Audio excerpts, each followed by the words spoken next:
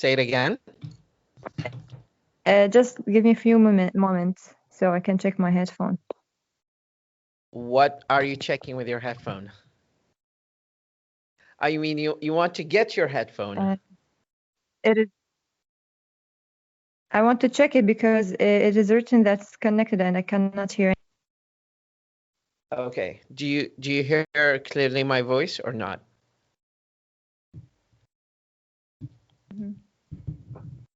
So how are you doing today? I'm good actually. Yeah, I've been having some sort of inflammation in the past couple of not a couple of days. Actually, it's been 3 days so far. So it's just shrunk my energy and just trembled my motivation, over the past 3 days. I didn't seem that I've accomplished that much so far. So that just made me feel a little bit frustrated, but things happen, and unpredictable ones especially. So we need to be prepared all the time. How about your day so far? How is your husband? How's your family going on so far? They're very good. They're doing so good. Thank you. Thanks for Okay. asking. I heard that you wanted to do the meeting earlier. What was the potential reasons for that? Do you want to go? Okay, because You want to have your because kid sleep? yes, he used to sleep at 10 p.m. So Your and your I little want kid, who your little kid or your old kid? yeah, the little one. Yeah, and Okay. I am responsible for that job, so I will Okay. postpone his As sleeping hour.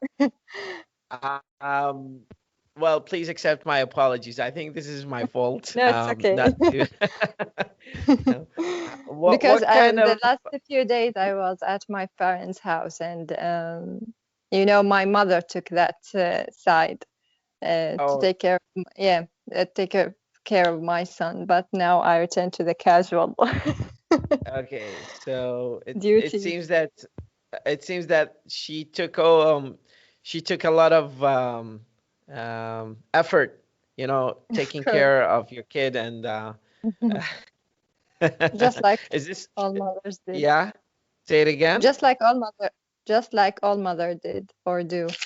Okay, perfect. Now, what's your plans? By the way, is my voice loud, moderate, or low? How how do you rate my voice so far? I think it's clear.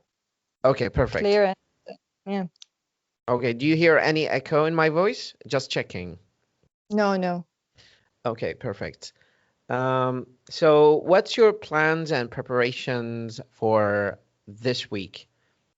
Starting from Sunday, we Okay, yes. we started having. Now there is a major reason actually, why I ask this kind of question Mm, constantly, and mm, that comes from my initiative to have people think of a plan where they can manage their time and efficiently mm, maximize mm, their effort to do some sort of accomplishment in terms of language, in terms of life, in terms of personal development, and in terms of social cooperation and integration, on many aspects. So asking you this kind of question is not mm, cliche as much as it mm, is to tap on and probe.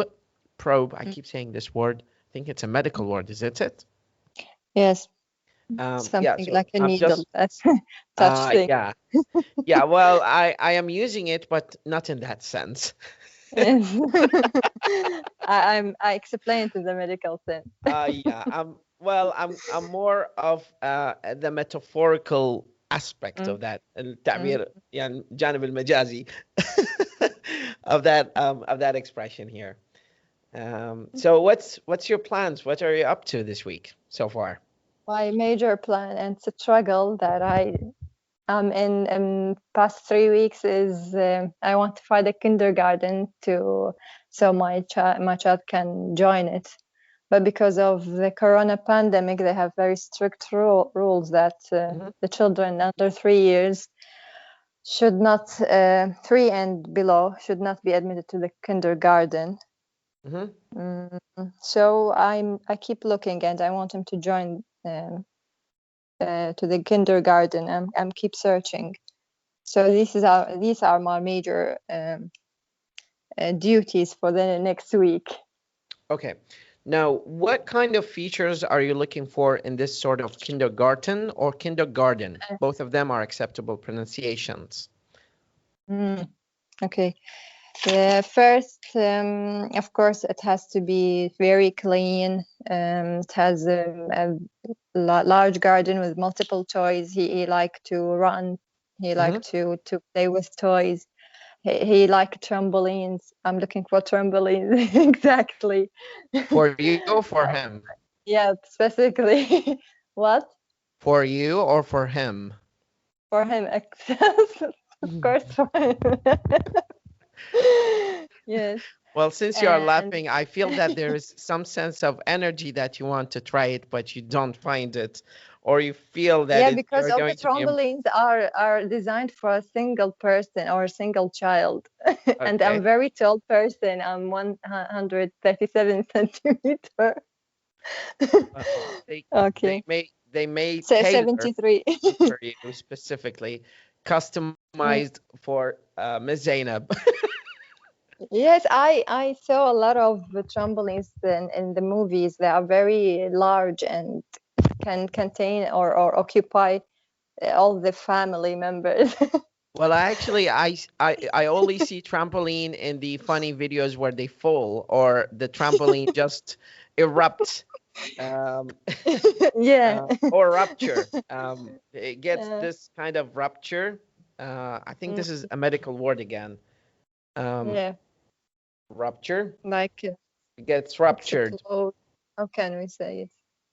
Non-medically. Yeah, ruptured. I think you should educate and enlighten me, medically speaking, not the otherwise. Actually, trampoline is been in my checklist for a while. I haven't tried it. Back when I was in the United States, we had the chance to try so many things, like swimming with whales, swimming naked in the ocean, visiting Lake Tahoe. If you heard of the car Tahoe, it's in California. It's almost snowy all the time during winter. So people rent huts in there. Huts. I'm adding these words as usual, as a part of the routine. Just we keep records and agglomerate. What is agglomerate? To pile or stack up, up, stack up, agglomerate. I'm not sure about the spelling because I'm a very bad speller. So what happens that during that time they rent huts in the forest of Lake Tahoe, and they just stay for 1 week or 2 weeks or 3 weeks. They just enjoy very good quality of time in isolation. Going back to trampoline, it's been on my checklist, like doing skydiving, jumping on trampoline with my friends, but I couldn't find the place because I was so overwhelmed with the amount of tasks that I used to do during my master degree program. So I couldn't have enough time to go look around for used trampoline or rented trampoline just to try it. I have one if you need. Well, I would definitely be happy if you just give me the chance to try it soon. Yeah, more than welcome. Okay. Now, going back to our major topic here, because we don't want to digress and derail derail from the major discussion topic. Rail, like train rail. Yes. So when the train gets derailed, it means that just it goes off the railroad. It just goes off, and that probably due to some sort of incident, accident, or whatever pre-planned, premeditated sort of incident. Anyway, so we do not want to derail from the major topic here, Okay. but I shall remind you that these are very academic expressions, and I'm using them because I just need to activate using them with you back and forth, back and forth, back and forth, back and forth, so they become vital to our discussion, so they become active in your discussion. I Okay. think your utilization of this list of vocabulary Use. is far more important than my utilization of this list of vocabulary. Now, I derailed a lot from my major question, which was what's your plans, preparations, checklist of this week? Like watching movies, watching TV shows, reading something, reading Harvard Business Review article, checking out the links that I sent you, going online to check, learn a few things. I already did the task that you asked me to do. And and I did the speaking test that listening test that you sent it to me. But as I told you that I'm occupied right now to to find a place that can hold that little thing, my son. I am totally in sympathy with the kind of parental crisis that you're going through right now. And I shall admit that this is not an easy peacekeeping, it's not an easy peacekeeping sort of situation. So it's a big dilemma actually until you find a good kindergarten. Of course. To to find good teachers there, and the kind of teacher that can stand the children with their noises and hyperactivity is very important aspect. Is he hyper? Yes, of course, like other children.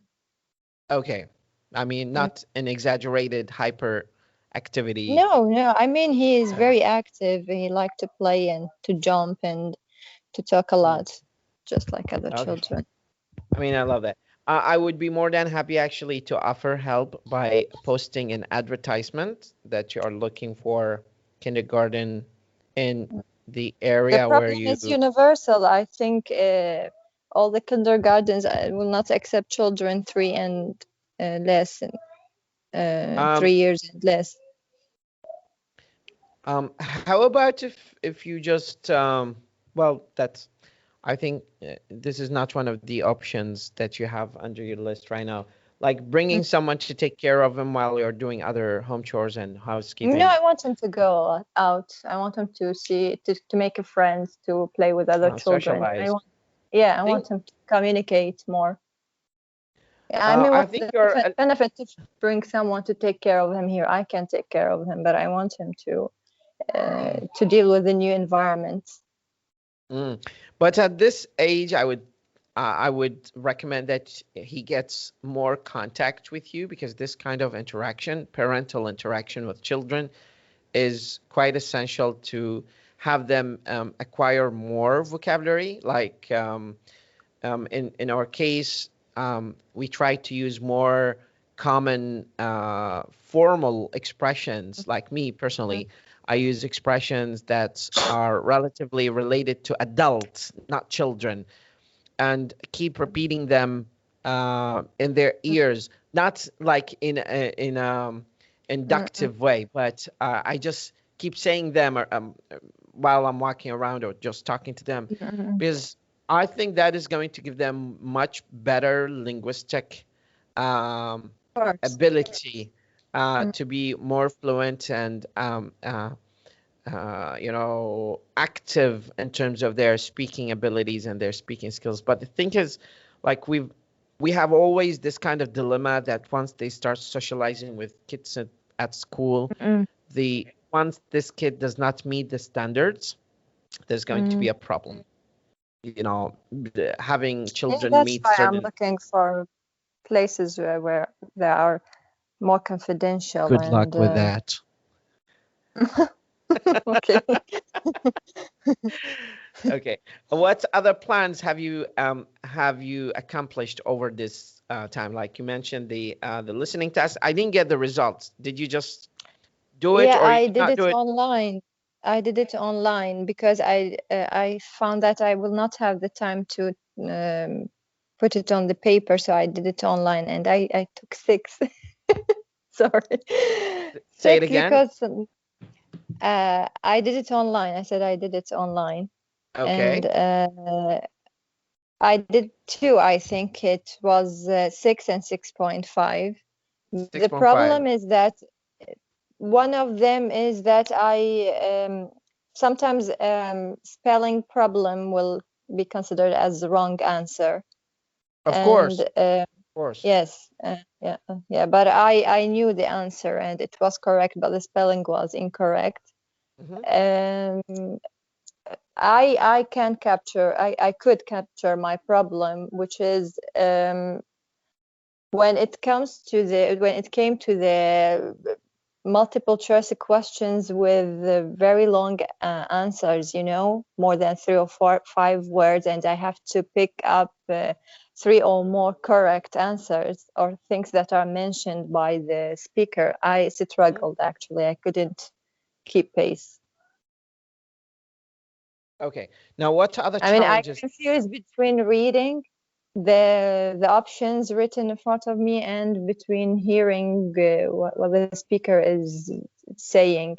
And the problem that they will not mention the same exact sentence. They will use synonyms and other expressions, and I got lost. Well, that's actually a defining factor between people who get 9 or 8.5 and those people who get 7 and those people who get 4.5 and 6. The only deciding difference from an IELTS examination point of view is the fact that they understand that the speaker is talking about synonyms or using different expression to mean the same thing. So the trick is coming from paraphrasing and using synonyms.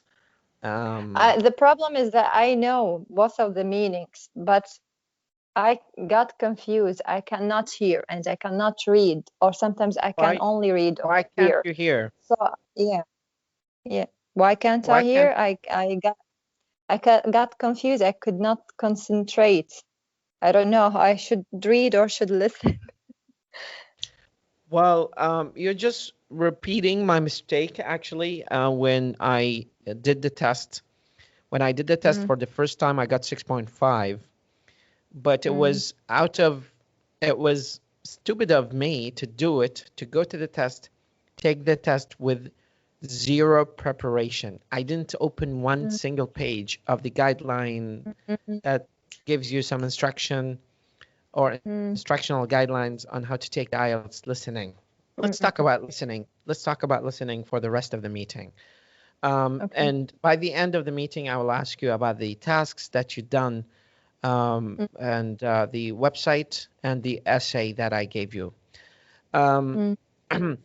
Let's talk a little bit about listening. For listening, what I did, I was supposed to be working as an IELTS evaluation supervisor with British Council in Baghdad. And I got a call from their agent in Baghdad, and she said that we would like to invite you to take the test, and we are going to pay for the test. So Okay. we usually go easy with things that we are not paying for. So we don't give that effort Yeah.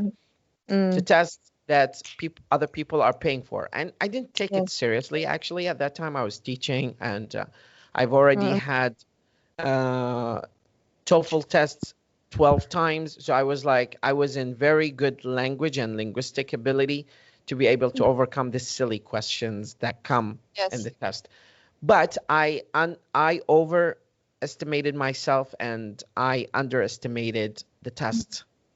And what happens is that no matter how many skills that you have and how much experience you have in language, there are certain tricks that you should be familiar to at least, or familiar with.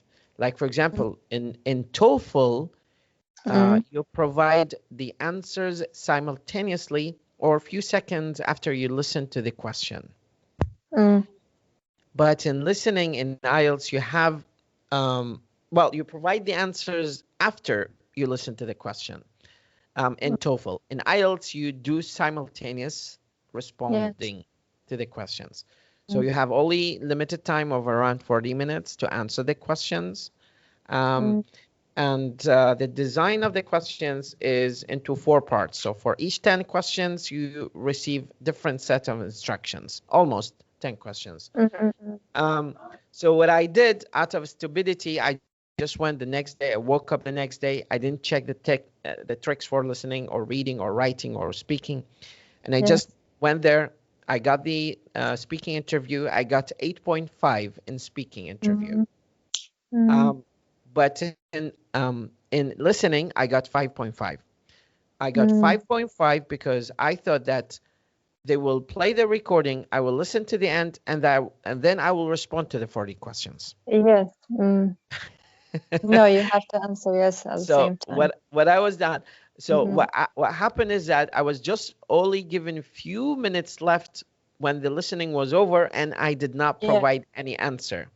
So I was in very critical condition to the point that I just, out of my memory, Yes. responded back to some of the questions that stuck in my mind when I was Yes. listening. And I The got same five happened point. to me in the first test that I did. Yes. And I think with consecutive attempts, your skills are going to improve because your mind is going to subconsciously prepare some mechanism to overcome the challenges that you have. For listening, we have 4 sections. The first one is casual conversation. The first 10 questions are the easiest. Everybody gets probably full mark on them. The second one is more of instructions and monologue, where you hear 2 people talking about an academic topic. Because remember one thing, the major issue with listening is that it's divided into 4 sections. In IELTS, and for each section, it talks about different issues because they are trying to measure different skills among test takers. For example, like if you are in the committee that is designing the test, you need to make sure that the test tests what it's planned to test. So they bring various scenarios and situations where they test takers. For the first one, it's a conversation between 2 people or 1 person talking about some social relevant issue. And, and the second one is 1 person talking, and the third one is usually where the challenges starting to happen because they are going to use more academic expressions and they are going to talk about academic topic. And the last one is talking about an academic topic, purely academic topic, or general topic if the IELTS is for general purposes. So the major challenge happens in the last 2 sections. So tell me, what major challenges, what other challenges did you have from the first test? as you said, Academic sometimes subjects. there's academic, Academic. and yes, and they give you multiple choices that um, you have to pick 3, 4 of it that were mentioned by the speaker. I had difficulties in that question. Hmm. Okay. Now that majorly happens in our case because sometimes like your brain tricks you that not your brain, but um, the test takers usually do autocorrection. This is one of their tricks. Like when you're listening, he would say, "Well, I'll, for example, I will mount," but in the writing section, they just say measure, so they're not using the same word. They use, for example, how much did you buy this phone? And the other person says, well, I bought it cheap. But in the conversation later on, they would say affordable. They are not going to use the word cheap because everybody can Yes. answer that question unless you just need to carefully and intelligently understand that the way they are talking is to trick you. So every question comes with certain trick, but the level of this trick sometimes is advanced, especially if the questions you're being asked to are challenging or difficult or not familiar to you, like nothing within the territory of medicine or pharmacy or engineering, for example. I don't know about the other test, but the test that I did, I didn't have any problem understanding the words. But the last section, I couldn't even hear. I couldn't follow the speaker because I was Um, busy reading. And sometimes the opposite happened. I that's hear, I absolutely cannot normal. read. Yes. That's absolutely normal. There are multiple distractions that happen. Maybe your lack of constant and repetitive habit development of listening. And actually, this is where the power of habit kicks in because it's going to help you develop some sort of mechanism and recommendations on which you can rely and trespass this sort of difficulty with listening section, especially when it comes to preparing yourself to overcome such a challenging test. It's not challenging because it requires higher IQ or higher intelligence quotient, but it's challenging because we haven't had enough training to get it. Listening is like touching, it's like smelling, it's like uh, doing other mental activities that require some amount of practice. If you don't train your ears like the way you train your mouth to speak, there is very higher chance you are not going to reach and hit the score that you're planning to get. So in order to do so, we need to constantly take IELTS listening test repeatedly for at least like 15 attempts. And in this time, your brain is going to subconsciously redesign some mechanism to overcome the major challenges that you have at the end. Now, what happens is that your progress is going to fluctuate. Okay. Um, Yes. your performance is going to fluctuate. Like it may go up and down, depending on the your familiarity with the topic, the kind of efficiency of your response, the difficulty of the questions, your mental preparedness, and your physical condition, like if you are feeling comfortable or not, and other conditions that may help or interfere with the efficiency of your response. But usually there is a steady progress and escalation in the amount of scores that you get. Like for example, You got 6. Mm. You got, give me 1 second to convert that. So if we convert the 6 score that you got in this test, that means that you responded to 30 questions correctly out of 40, which is amazing. It's really amazing. If you get 6.5, that means you responded to 32 questions correctly out of 40. So see, it's very minor fraction. 2 questions. If you get if you get 36 correct responses, that means you got 7.5 in IELTS. So that's not far. If we're thinking about it, mathematically speaking, this is not far. It's just 5 questions. So what we need to train ourselves is to think about it this way. if we have to convert it into math in order to be able to qualitatively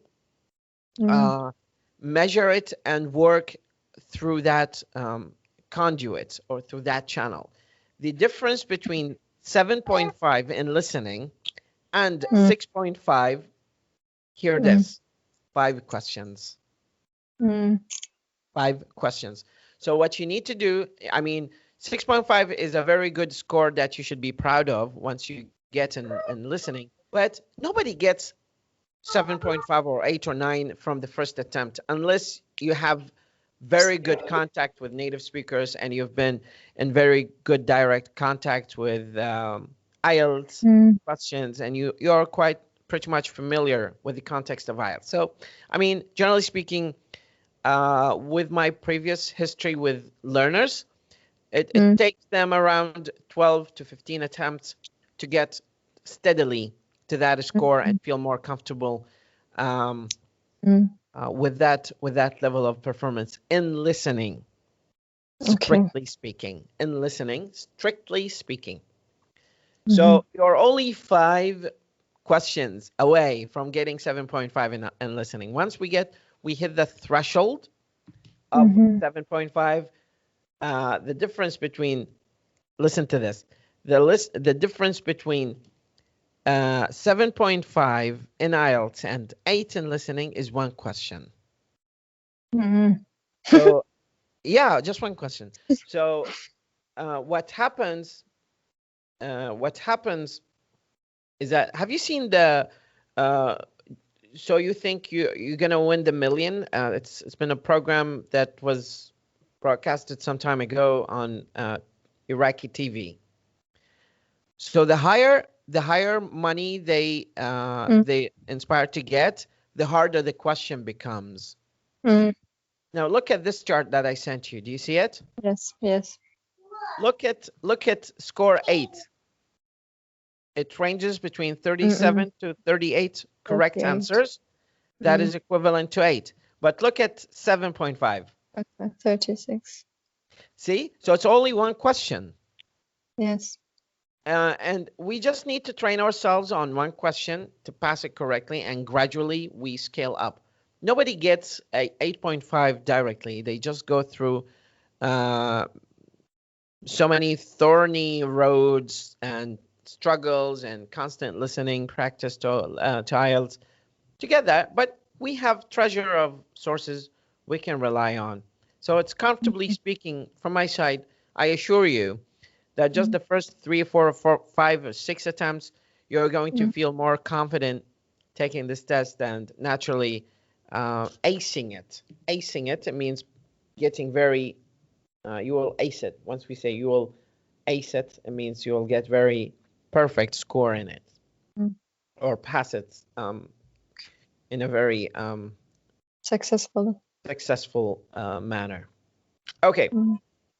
So far, so I've jotted down. I think this is very informal expression, but I have jotted down a few comments here regarding the major challenges that you go through, and I'm thinking of giving you some synonyms that come usually in IELTS. Let's talk about them in listening.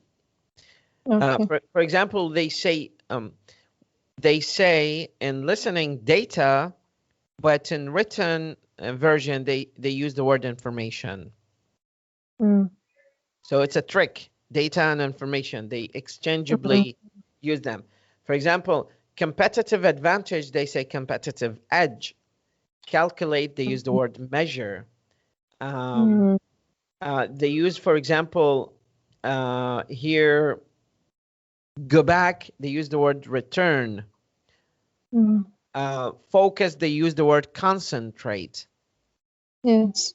So these, you see, these are very tricky ones. Like once you occupy your mind thinking that I'm waiting for the speaker to say focus, and then all of a sudden they say concentrate, or vice versa, which is really, I mean, this is really tricky thing, you know. Other ones, let me just send you this list here. It's a quite interesting one. Maybe we can, got also awful, terrible, abominable, dreadful, bad. They usually say imperfect, infamous, dismal, spoiled, evil. Beautiful, they use other alternatives like gorgeous, ravishing, dazzling, exquisite, stunning. Begin, initiate, commence, and inaugurate. So you see, it's a quite wide spectrum of expressions that they incorporate there. You know, what other strategies do you use as a listener when once you? I mean, I'm pretty sure at your college you have had this sort of circumstances where you have challenging meeting, or you kind of like not quite sure about the subject you're studying. What kind of strategies do you incorporate to improve your maximize the amount of information from your listening? Just generally speaking, because I need to take that in consideration. I try to gather my information as to write it down in like a note. You know, they give you a few seconds to read the question. I try to memorize some of the easy and simple questions, and I keep to take notes while I'm listening. This is a very helpful strategy. But don't you think don't you think that taking consistently notes is going to distract you? I'm not saying exact long notes. Like I have read 1 to 5, and now I know what he is asking about.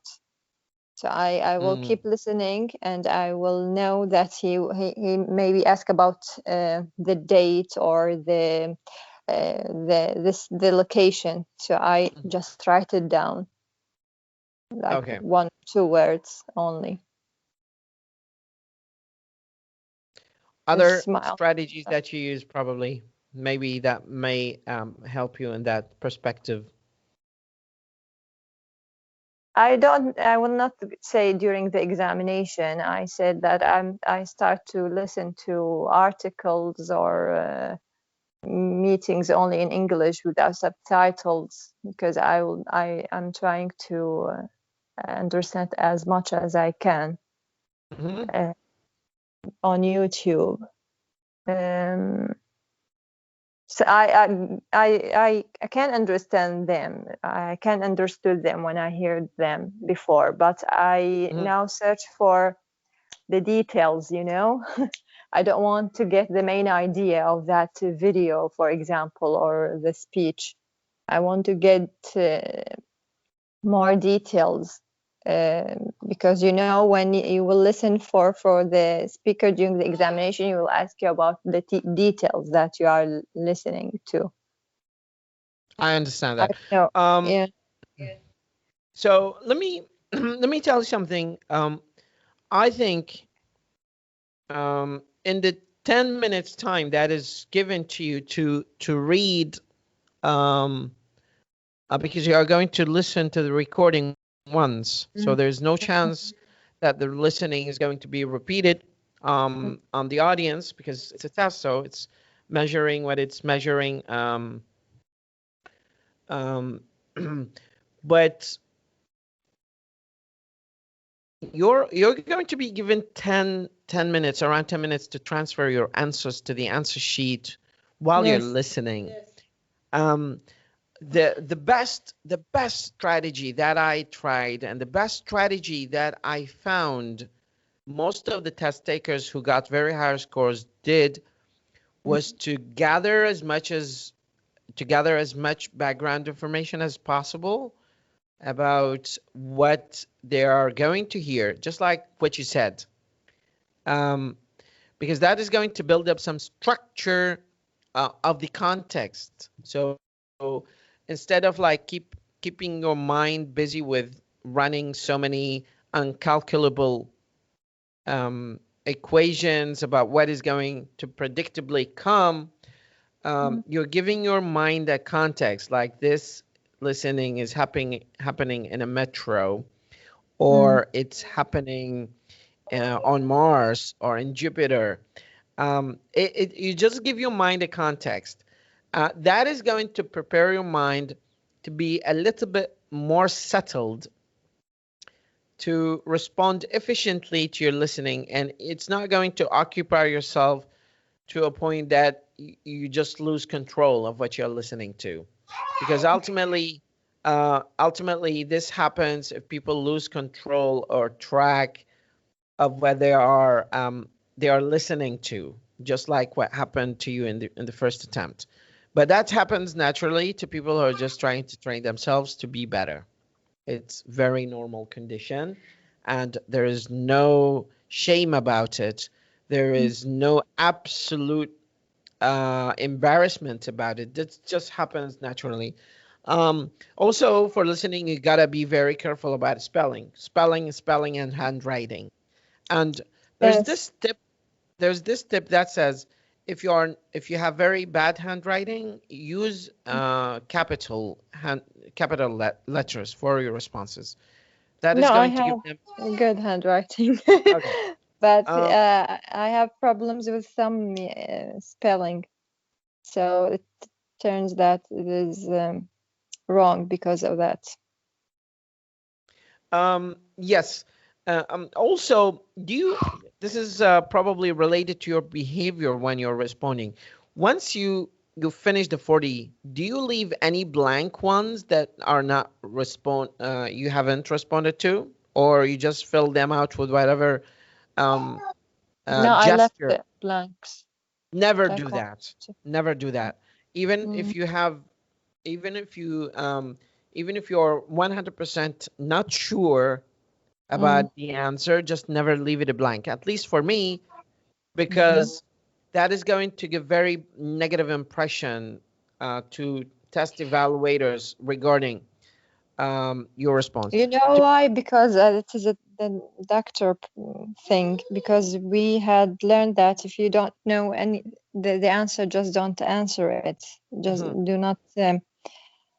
Because even in our examination, I remember that we had something called penalty. That if you answer wrong, then it will take half of the right or correct answer. I think that sort of condition, Punishment. that sort of condition is not transferable to our Mm. IELTS conference room. Yes, of course. Yeah. So don't dwell on it. Don't dwell on it. Don't dwell on it. To dwell on it. Don't dwell on it. Uh, I think. Well, I'm not. I don't think. I think, but I'm pretty sure Mm. that my professor used to tell me that sometimes we put very complicated words in tests in listening and writing and reading, because Mm. these are distractors. Once these are distractors because they are going to slow down the readers. They get stuck on them. They'll start thinking, what does this word mean? Do I know the definition? Does it Mm. mean this or that or this or that? While Mm. you're pondering, it means thinking heavily. Mm. Mhm. Um, you're the time is ticking, and because time is ticking, you're just losing count of the minutes left to you to respond So that is going to be the effective element where they measure the good test takers from the not quite good test takers by just heavily dwelling on the fact that some of them got distracted by these complicated academic vocabulary. So, for example, you go through the list of passage of reading where we're going to talk about it later, of course, and you hear the word catastrophically done, or and assuming that you don't know the word catastrophically, you'll get stuck thinking about it and whether it's similar to the word catastrophe. And if it is similar to catastrophe, where did I learn this word? What does it mean? Did I read it in dictionary? So that is going to distract you. So in test assessment, we call these list of words distractors, المشتتات. They intentionally add them in reading and listening because they are going to distract. So if you don't know the word, think of the bigger picture. They are not testing you on understanding certain words. They're just testing you on the general meaning. So don't get stuck with certain words because you're not after certain words. The problem is that I get the main meaning, but when they ask me about details, I don't know. I just have the main idea in my mind. Okay. I think that is subject to change if you allow us to discuss the possibility of changing that kind of behavior. Okay. Now, you have 5 minutes to give me a presentation about what you read in The Power of Habit. I'm pulling out the book. We decided to read the craving section again. Yeah. And okay. And you will ask me some questions. Of course. So do you have any chance is there any chance that you can give me some presentation about what you've learned from this reading of the craving chapter? Okay. Chapter. Well, generally speaking, about craving is, I think it is something that motivate us to do things. Sometimes these things are good and sometimes are bad. Now, how is this? Because this is all theory. Yeah, I'm gonna tell you. Okay. I'm more about creating some sort of relevance to this reading. I don't want just to have this reading floating in your mind in the oblivion, but I want to create some sort of relevance, for example, to IELTS or to listening. How do you some sort of mechanism of routine and reward and a cue for listening, for example? Like, let's imagine this. What is your reward that you're going to give to yourself if you get 7.5 this week in listening? We create some sort of relevance to the context of our discussion here. Because ultimately speaking, I'm assigning you to read this book because I had back in my mind that maybe reading The Power of Habit is going to trigger some sort of motivation to help you reshape your reading and writing and speaking skills for IELTS to get a higher score. And while we are reading this book, we are learning vocabulary, we're talking about it, we're just giving you a chance to present it to me, not leaving me only talking, but you take some role in this debate or this discussion so we can positively come up with some productive and constructive results. What do you think? I agree with you actually, but what I did is that I link it to the ordinary life, not to the IELTS test. It can be linked. It can be linked anywhere to whatever point. But the point is that whatever you linked this to, just tell me about it. I just need to understand that there is some glimpse of hope of relevance there you're creating. Okay. So craving, as I said, is the something that will give us some motivation to do things, whether they were bad or good. Mm-hmm. And I said, like, according to my opinion, the bad or my knowledge, the good things is that related to the survival, like craving or of survival. Like we are getting up every day in the morning, that we know we have 3 meals a day. We have to take it in order to provide our body with enough sugar to establish our day, and in order not to feel exhausted. Or Mm-hmm. sometimes the craving for survival, like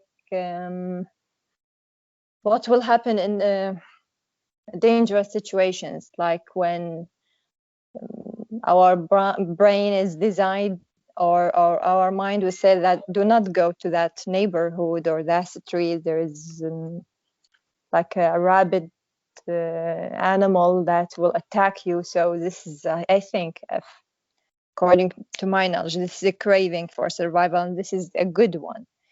Mm-hmm. Sometimes craving will be um, toward the bad things that will create the bad habits. So, like for example, um, taking meals a day will enable us to complete or establish our day without feeling tired. But sometimes the brain is so tricky, or sometimes it is lazy, that will Mm-hmm. look for the better and something better offer, or like a bigger offer. He will say that the last time that you eat that thing, you felt good, so you are now in a bad mood. For So example, you are in a do bad you mood. think Don't you? Why don't you try to so eat the same thing or do the same habit that make you comfortable the last time? In this way, so do you addiction or mhm. well, what? Sorry. do you think do you think that we are in constant struggle with our mind regarding our preferences in life and our choices in life and whatever choices we do because our brain tells us that is the best choice to you? I Is this a mean, case? have to to control um, that be, our habits, or to Craving. control, like, yes, You mean control that our craving? craving. Like we have Uh-huh. to trick our mind. Not, as I said, our mind will always find its way for the better and bigger rewards. Mm-hmm. Okay. So I have my desires or my preferences. Okay. Um, okay, so I think the bad habit will happen in this situation, that when the mind will need something, a bigger reward, then he will say, go to do this because the last time you felt better, so you will feel better, exact the same thing right now. That's how addiction will emerge, like alcoholism, cigarette intake, smoking, sorry, drugs intake, sugar addiction.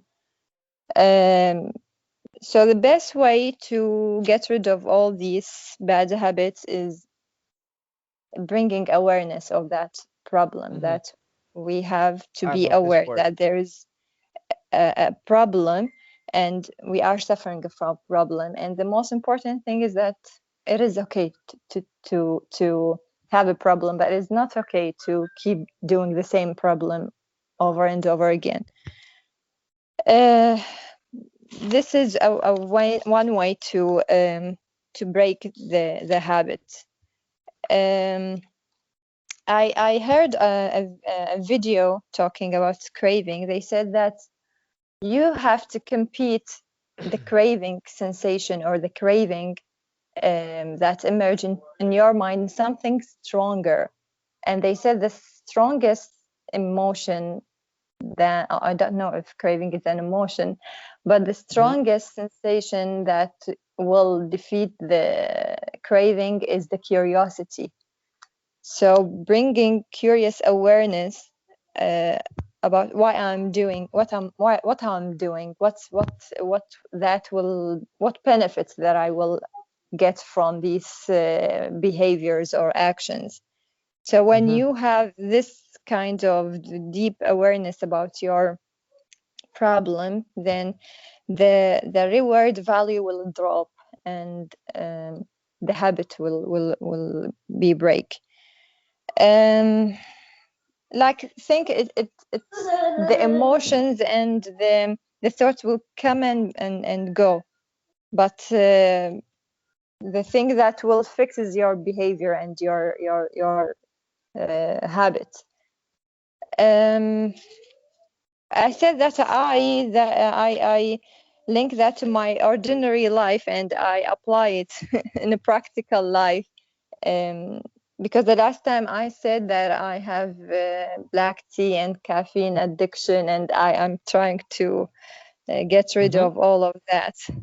Yes, um, I succeed. I think I succeed because I reduce the amount of caffeine intake. I replace it with the herbal products and plant extract, which are more beneficial. But sorry, I didn't link the subject to the IELTS test. It doesn't. I mean, it's okay. It's completely okay. I think what you've done is doing the best 5 minutes presentation that I've ever had this year so far. You just gave me a very solid evidence that there is some actuality of application to what you've been reading about in reality, because it's really hard to convert theory to practice without so much effort to be Mm, exerted in certain mm, circumstances. What you've done is extremely commendable thing. Commendable. That means you deserve some thanking for it, and I truly mm, appreciate it. I think what you have done is just giving me a very detailed anatomy of the kind of behavior that triggers craving in your mind and the kind of response from your awareness, um, or the aware side or the independent side or the human side of your brain that just struggles to fight back that sort of craving, because resisting that, it means more safety and more healthy lifestyle to you. That's what I mm, understood from what you've said so far, and mm. I really Yes. thank you for this lovely summary. I think you've done great job so far. um, that's it for tonight. I think you've done a great job, and you deserve some time to have rest and have that. Okay, but I want Great. just to have to ask you something. I need to give me more task of paraphrasing because I have a text Definitely. with writing. Yes, with writing tasks. I don't know. You want me to use the subject that are written in that one, or you will give me a I mean, task um, from your own? Yes, I I will don't know. choose selectively some tasks, and I will throw them on the document on Google and notify you between now and tomorrow morning Okay. The for other writing. thing is I wanted to ask you about something that regarding the speaking aspect. Hmm. Um, Sometimes I read the question that come in the IELTS test. What should I do when I don't know anything about that subject? I know the IELTS test is not a knowledge based and it is a skill based. But sometimes I just don't know what to say about it. I have zero opinion about that subject. What should I do? How Um, can I overcome that? I really think you can easily overcome this by continuing practice, because Mhm. me being part of the committee that may evaluate you, I am not going to judge whether you know or have background about that topic from experts' point of view, but I will measure how much fluent you are talking nonstop about that topic, choosing even irrelevant things to talk about, just for sake of continuity until the test evaluator shuts me down. The point is to have some sort of continuity out there, just to give them a confirmation that you know that you know English. Just tell them that you know English, and maybe paraphrasing the Yeah, that's why question. I'm asking for more paraphrasing, because I think it will help me even in speaking, not only It writing. helps you. It helps you dramatically better in paraphrasing, whether in written or spoken. But what I do normally is I imagine words flying in front of me, and I just randomly put them in a context and say that to them. Like, ask me, for example, about anything for example, in medicine, like any kind of question, and any question in medicine. Just ask me any question. Okay, what do you know about liver? Oh, that's actually, I didn't expect such a smart question. Liver is an organ in the human body, and it efficiently filters all the germs, viruses, and any kind of I think virus my that question was so simple. it's well, yeah, it's simple, but the idea, it's not about the simplicity of the question. The idea is about how much details you can go and do for that question. That's why I keep saying, just give me more details. Give me more details. Once I start the conversation with you, I start dragging out words out of your mouth, like for 15 minutes, nonstop. Every day, every time we start talking, I start dragging words out of your mouth, because I want you to speak more. I want you to give me more details. That's gonna give you more flexibility in speaking, Zainab, and that's what I want. I want you to be more flexible. Just think of it simply. And the major trick, think of three things.